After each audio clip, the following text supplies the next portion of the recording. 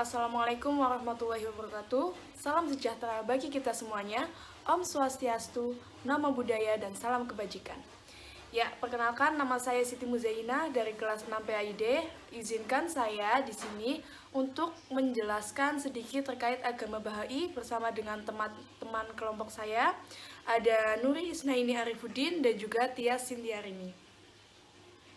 Baik, di sini saya akan menjelaskan terkait sejarah agama Bahai di dunia. Jadi, agama Bahai itu berawal dari ajaran Syiah yang mana mereka itu meyakini adanya konsep imamah.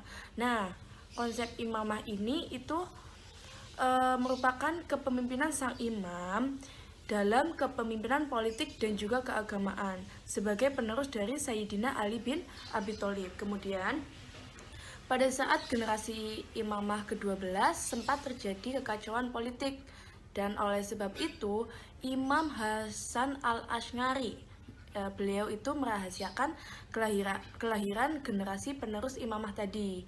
Nah, karena keberadaan imam ke-12 tadi dirahasiakan, oleh karena itu mereka itu untuk menjembatani antara jamaah dengan sang imam, maka imam ghaib yang tidak diketahui keberadaannya tadi itu mengutus wakil, yang mana wakil tersebut disebut sebagai bab atau pintu gerbang. Nah, yang mana mereka itu menjembatani antara imam dan juga umat Syiah. Nah, setelah bab keempat itu meninggal, terputuslah komunikasi antara imam dan juga umat Syiah. Oleh karena itu, umat Syiah itu percaya bahwa imam ke-12 tadi dia itu akan muncul pada akhir zaman bersama dengan Nabi Isa atau yang mereka sebut sebagai Imam Mahdi. Nah, dan sementara itu Syiah diberi nama Syiah Isna al-Asy'ariyah. Nah, Syiah tersebut terpecah menjadi 3 kelompok, yakni ada Syiah al-Akbari, Syiah Ushuli, Syiah Syaithiyah. Nah, dari sinilah terdapat perbedaan-perbedaan dalam menafsirkan Al-Quran. Salah satunya pada Syiah Syaithiyah, yang mana dalam menafsirkan ayat-ayat Al-Quran menggunakan metode mistik atau kebatinan. Tetapi kelompok ini justru menafsirkan sesuai dengan keinginan mereka, yang mana akhirnya menyebabkan adanya perbedaan makna atau takwil batil. Nah, oleh karena itu pengikut Bahaiyah atau pecahan dari ajaran ini yang sekarang disebut sebagai Bahai membuat mereka lebih leluasa untuk menyimpulkan hal-hal aneh seperti pada Quran surat An-Naba ayat 1-5, yang mana mereka itu menafsirkan bahwa Allah itu telah menurunkan sosok bernama Bahaullah dan Allah juga telah bersemayam pada jasad Bahaullah tadi. Dan diterangkan juga dalam halaman situs web resmi milik Bahai bahwa awal mulanya itu ada seorang pemuda yang mengaku sebagai Tuhan dan membawa wahyu Allah. Nah, orang itu bernama Ali Muhammad yang beliau berwasiat bahwa Bahaullah telah menunjuk putranya sebagai suri tauladan dari agama Bahai. Dia itu bernama Abdul Baha. Ya, Abdul Baha itu merupakan seorang penafsir yang sah dari tulisan suci yang ditulis oleh ayahnya yang bernama Bahaullah tadi. Kemudian Abdul Baha itu melanjutkan dakwah ayahnya dengan melakukan perjalanan ke berbagai dunia seperti Amerika, Eropa, dan bagian-bagian lainnya. Kemudian sebelum wafat, Abdul Baha itu menulis wasiat bahwa yang berisikan menantunya yang bernama Sohi Effendi Rabbani sebagai wali dan penafsir agama Bahai. Nah, Sohi Effendi Rabbani itu telah berhasil menerjemahkan tulisan suci dari Bahaullah menjadi bahasa Inggris. Selanjutnya, sejarah agama Bahai di Indonesia. Agama Bahai itu merupakan salah satu agama yang ada di Indonesia, meskipun sifat dari agama ini belum resmi secara negara. Tetapi keberadaan agama Bahai ini memang masih eksis ya di daerah di Indonesia sampai saat ini. Lah, agama Bahai datang ke Indonesia itu dibawa oleh Jamal Effendi dan Mustada Rumi. Dua orang pedagang ini, mereka itu berkelana keliling Asia pada abad ke-19. Nah, mereka itu singgah pertama kali di Batavia, kemudian dilanjutkan ke Surabaya, Bali, Makassar, dan juga Brunei. Kedatangan mereka ke Indonesia itu cukup disambut baik oleh warga setempat. Oke, baik, selanjutnya terkait konsep kepemimpinan agama Bahai ya. Jadi kalau misalkan di agama-agama lain itu kan diberlakukan pemimpin ya. Kalau misalkan Islam itu diberlakukan pemimpin agama yaitu seorang alim ulama. Kalau misalkan Kristen itu ada pendeta dan juga agama-agama yang lainnya. Dan di agama Bahai ini mereka itu tidak memerlukan pemimpin yang bersifat individu. Umat Bahai ini menganggap bahwa setelah Sogi Effendi tidak ada lagi yang berhak untuk menjadi pemimpin dan urusan agama hanya dijalankan oleh lembaga saja. Nah, hal tersebut itu sudah ditulis oleh Bahaullah sebelum beliau wafat. Nah, tujuan ditiadakannya kepemimpinan perseorangan ini adalah agar tidak ada perpecahan ataupun pertumpahan darah karena perbedaan pendapat dan dikhawatirkan terdapat penyalahgunaan kekuasaan untuk kepentingan pribadi. Dan semua umatnya dinilai setara antara satu sama lain. Jadi seseorang yang memiliki hak untuk menafsirkan agama Bahai itu hanya Bahaullah, Abdul Baha, dan juga Sogi Effendi.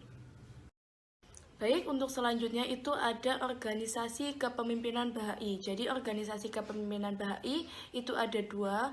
Yang pertama ada Majelis Rohani dan yang kedua itu ada Balai Keadilan Dunia. Jadi Majelis Rohani ini memiliki tugas ialah untuk memberi kesejahteraan kepada sesama manusia, melayani dan mendukung kepentingan ekonomi, sosial, budaya, pendidikan, religius sesama manusia.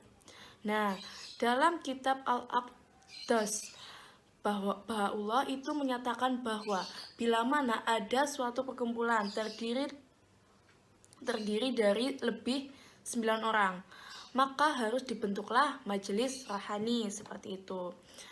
Tugas-tugasnya itu tidak lain adalah untuk berusaha menciptakan rasa cinta di antara umat, harus mampu menjadi orang yang dapat dipercaya, bermusyawarah untuk mencapai mufakat, dan juga lain-lain. Lalu yang kedua itu ada Balai Keadilan Dunia. Balai Keadilan Dunia merupakan organisasi yang anggotanya itu dipilih langsung oleh umat Bahai.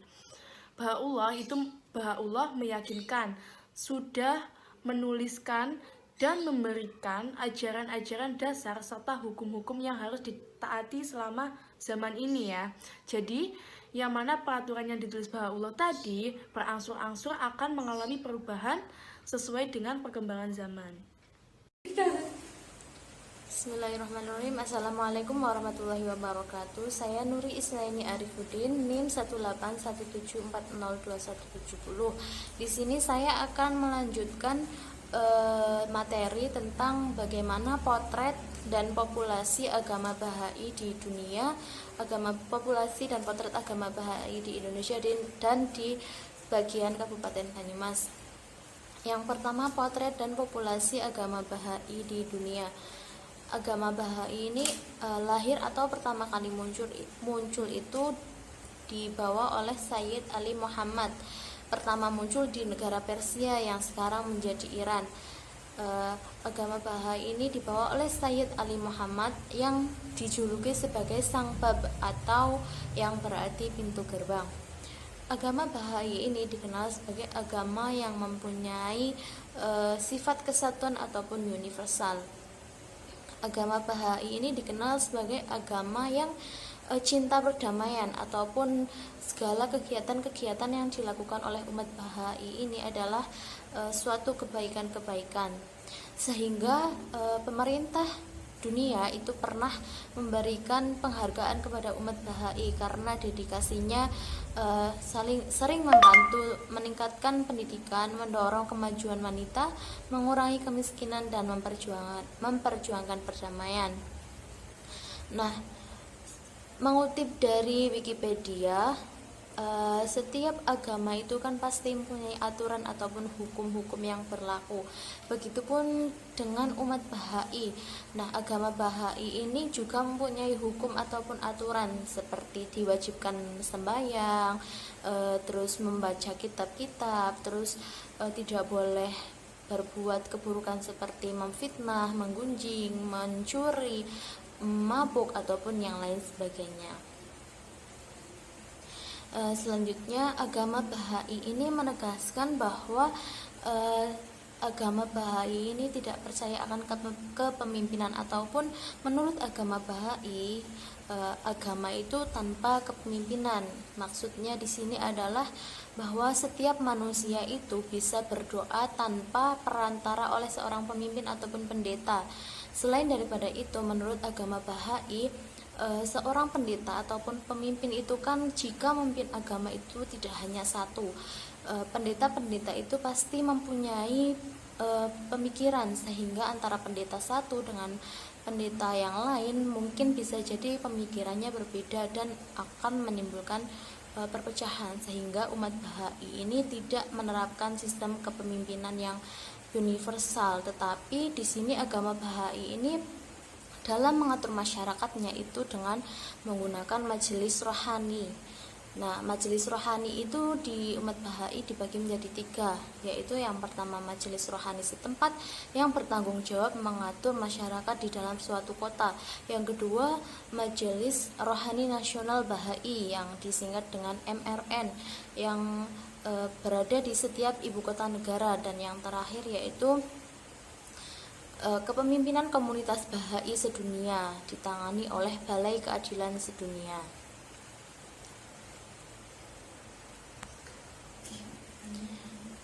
Lanjut, populasi agama Bahai di dunia. Agama Bahai di dunia ini saat ini itu cukup banyak. Terbukti bahwa agama Bahai ini terkenal sudah menyebar atau eksis di 190 negara. Berbagai kitab dan tulisan bahasa, baik bahasa internasional, bahasa nasional maupun bahasa lokal, termasuk bahasa Indonesia dan bahasa Jawa. Mengutip dari national.tempo.co, berdasarkan ensiklopedia Britannica Book of the Year dari tahun 1992 sampai sekarang, agama Bahai ini ada di 247 negeri di seluruh dunia. Pengikutnya berasal dari 2100 suku, ras, dan berbagai suku bangsa. Tulisan Bahai sudah diterjemahkan ke dalam lebih dari 800 bahasa. Nah, statistik agama Bahai yaitu masyarakat Bahai telah ada di 191 negara dan 46 wilayah teritorial. Jumlah majelis nasionalnya adalah 182 majelis, dan umat Bahai ini tersebar di 127.381 kota dan di seluruh dunia. Selanjutnya saya akan melanjutkan tentang potret dan populasi agama Bahai di Indonesia. Awal masuk agama Bahai di Indonesia ini saya melihat pada tahun 1920-an Indonesia ini sedang mengalami krisis, yaitu krisis pangan, krisis ekonomi, krisis kesehatan, krisis pendidikan. Nah, seorang dokter seorang pelopor agama Bahai yaitu Dr. Muhajir ini datang di tengah krisis yang dialami oleh masyarakat Indonesia. Nah, Dr. Muhajir ini menolong masyarakat Indonesia dengan bekal pendidikan kesehatan yang telah diperolehnya, yaitu dia menolong masyarakat Indonesia yang mengalami sakit dan berbagai macam penyakit yang lainnya, sehingga masyarakat khususnya masyarakat suku Mentawai ini masuk ke suku Bahai, ke agama Bahai. Suku Mentawai ini rata-rata langsung masuk ke agama Bahai berkat setelah ia ditolong oleh Dr. Muhajir, yaitu pelopor agama Baha'i. Nah, pada tahun 1962 agama Baha'i di Indonesia ini pernah dilarang oleh pemerintah pada masa Presiden Soekarno, karena pada masa itu agama Baha'i ini tidak sesuai dengan tidak sesuai dengan ataupun ajaran-ajaran Baha'i ini bertolak belakang dengan ajaran-ajaran pada masa itu. Ajaran pada masa itu sedang gunjing-gunjingnya kekerasan. Sedangkan agama Baha'i ini kegiatannya itu selalu menggunakan pendekatan perdamaian, sedangkan pada masa Presiden Soekarno itu ajaran-ajaran yang digunakan itu adalah penuh kekerasan. Maka dari itu agama Baha'i pada masa itu mengalami diskriminasi atau intimidasi. Nah, peristiwa tersebut menyebabkan populasi agama Baha'i di Indonesia pada saat itu mengalami penurunan, khususnya pada tahun 1970-an. Nah, populasi agama Baha'i saat ini itu terbesar di berbagai wilayah urban di Indonesia seperti di Jakarta, Surabaya, Makassar, dan kota-kota lainnya. Populasi agama Baha'i di Indonesia itu juga berada di berbagai wilayah Kalimantan, Sulawesi, Papua, Maluku, dan di berbagai wilayah lainnya. Selain daripada itu, mereka juga tersebar di beberapa daerah, yaitu di Banyuwangi, di Bojonegoro, di Tulung Agung, Surabaya, Malang, dan beberapa wilayah di Jawa Timur. Selanjutnya ada di Padang, di Bukit Tinggi, Sumatera Barat, di Klaten, Jogja, dan Pati, termasuk di berbagai wilayah Sulawesi seperti Makassar, Goa, dan Palopo, serta ada di berbagai pulau Bali, Kalimantan, dan Pulau Seram, Maluku. Yang terakhir, mengutip dalam merdeka.com, berita di merdeka.com pada tahun 2014, menurut Menteri Agama Lukman Hakim Saifuddin, hingga kini tercatat jumlah pemeluk agama Baha'i di Banyuwangi itu 220 orang, di Jakarta 100 orang, di Medan 100 orang, di Surabaya 98 orang, di Palopo 80 orang, di Bandung 50 orang, dan di Malang 50 orang. Nah, secara umum agama Baha'i di Indonesia itu ajarannya sama seperti agama Baha'i yang ada di dunia, tetap diwajibkan sembahyang, tidak boleh melakukan judi.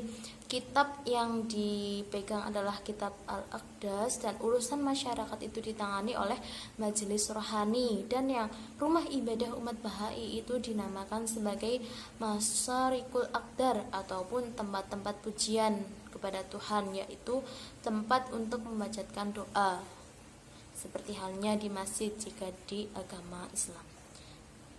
Ya, baik, saya akan melanjutkan pemaparan materi yang selanjutnya, yaitu mengenai ajaran agama Baha'i. Ajaran agama Baha'i yang pertama yaitu keesaan Tuhan. Baha'u'llah telah mengajarkan bahwa hanya terdapat satu Tuhan yang Maha Agung, ialah Tuhan yang Maha Esa, yang telah mengirim para utusan Tuhan untuk membimbing semua umat manusia. Dengan demikian, semua agama yang bersumber dari Tuhan ini diperintahkan untuk saling menghargai, menghormati, dan memiliki niat baik dengan yang lain. Umat Baha'i meyakini bahwa Tuhan menciptakan alam semesta dan Dia mempunyai sifat yang tak terbatas, dan Maha Kuasa. Hakikat Tuhan tidak dapat dipahami dan manusia tidak dapat sepenuhnya memahami keilahiannya. Oleh sebab itu, Tuhan telah memilih untuk membuat dirinya dikenal oleh umat manusia melalui para utusan Tuhan, di antaranya Ibrahim, Musa, Zoroaster, Buddha, Isa, Muhammad SAW, dan Baha'u'llah.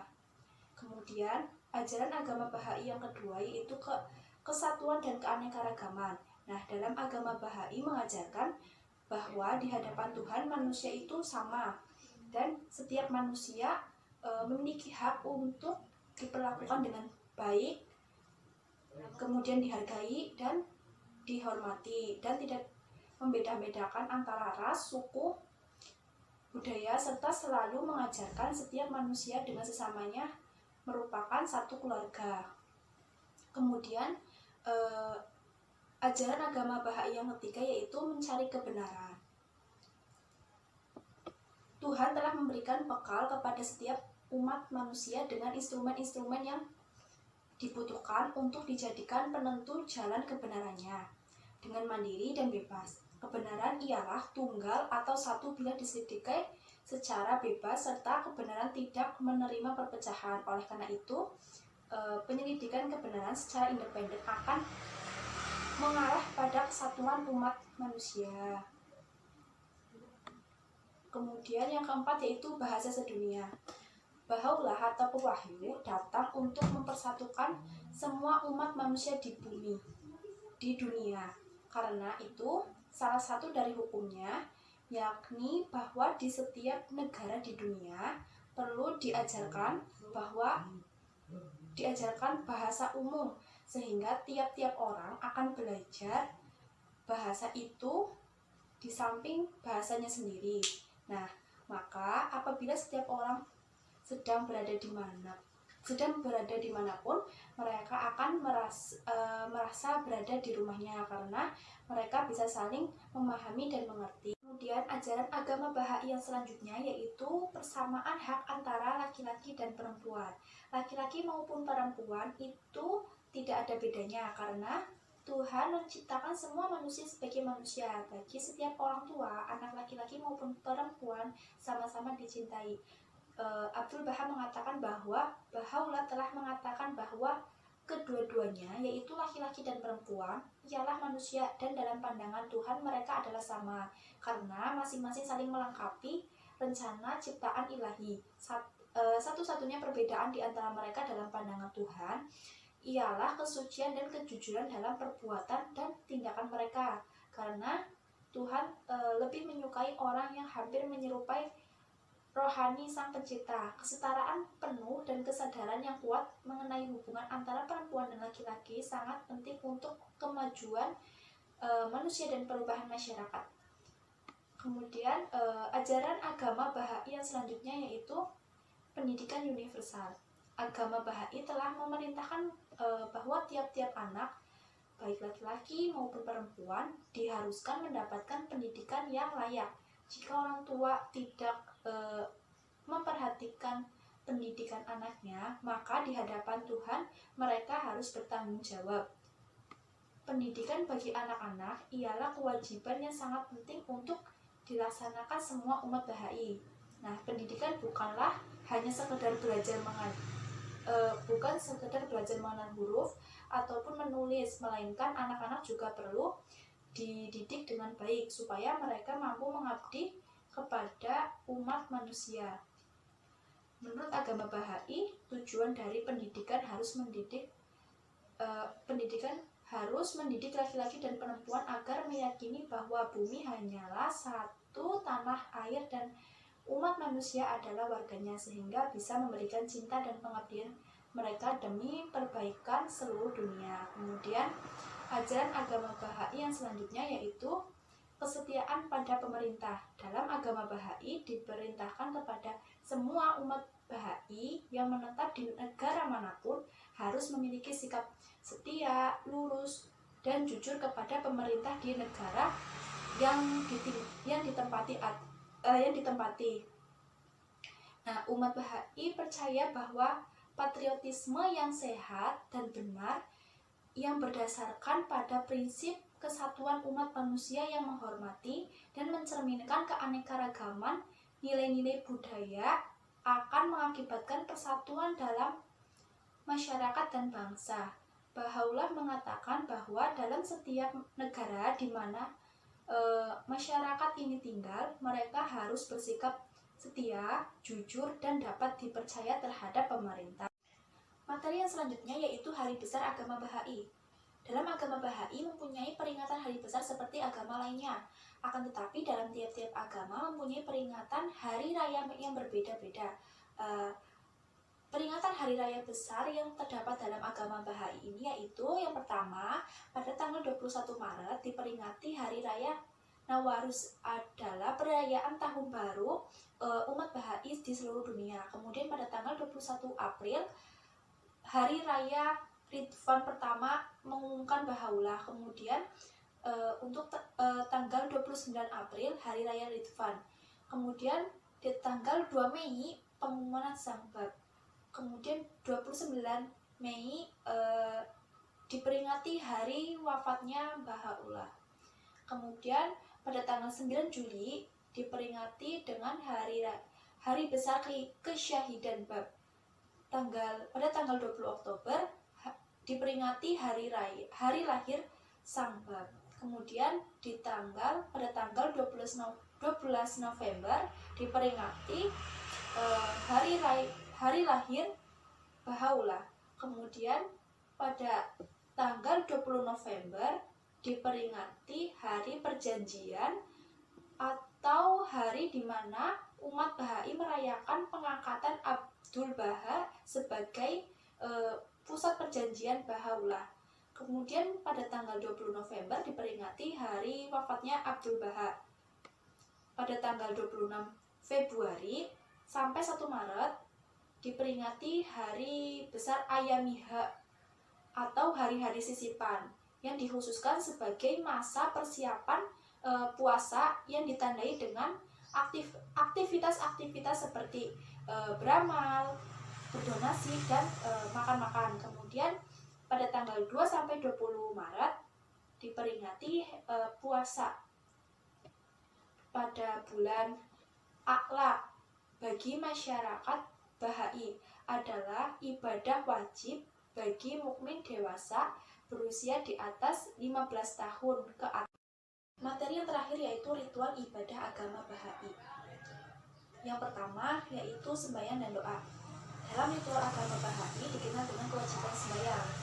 Jadi para penganut agama Bahai ini diperintahkan untuk melakukan sembahyang. Nah, dalam agama Bahai, sembahyang terdapat pembagian waktu yang dibagi menjadi 3 waktu. Yang pertama yaitu waktu sembahyang pendek yang dilaksanakan sekali dalam 24 jam dan dilakukan pada tengah hari. Kemudian yang kedua sembahyang menengah yang dilakukan 3 kali sehari, yaitu pada pagi, tengah hari, dan petang. Kemudian yang ketiga yaitu sembahyang panjang yang dilaksanakan sekali dalam 24 jam dan dilaksanakan kapan saja saat seorang merasa terdorong untuk melaksanakannya. Mereka diperbolehkan untuk memilih salah satu dari ketiga waktu tersebut. Dengan demikian, penganut agama Bahai dalam melaksanakan sembahyang diperbolehkan tidak harus melakukan semuanya. Selain itu, umat Bahai juga diwajibkan setiap pagi, siang, atau petang untuk membaca tulisan-tulisan dari kitab suci yang tujuannya untuk mendekatkan diri kepada Yang Maha Kuasa, serta agar lebih mengerti dan juga memahami isi kandungannya, supaya tidak keliru dalam mengamalkan ajarannya. Ritual ibadah agama Bahai yang kedua yaitu berpuasa. Nah, dalam agama Bahai, puasa dilaksanakan selama 19 hari setiap tahunnya, sebelum datangnya tahun baru Bahai. Pada kalender barat, periode ini terjadi antara tanggal 2 sampai 21 Maret. Agama Bahai, puasa dijadikan sebagai persiapan spiritual serta sebagai semangat untuk menghadapi tahun baru ke depan dan juga sebagai upaya latihan disiplin untuk jiwa. Sama halnya ibadah puasa dalam agama Islam, dalam agama Bahai juga terdapat keringanan untuk tidak menjalankan puasa bagi orang yang sedang sakit, anak kecil, lansia, ibu hamil dan menyusui, kemudian wisatawan dan orang yang sedang melakukan aktivitas fisik yang berat. Sekian pemaparan materi yang bisa saya sampaikan, kurang lebihnya mohon maaf. Terima kasih.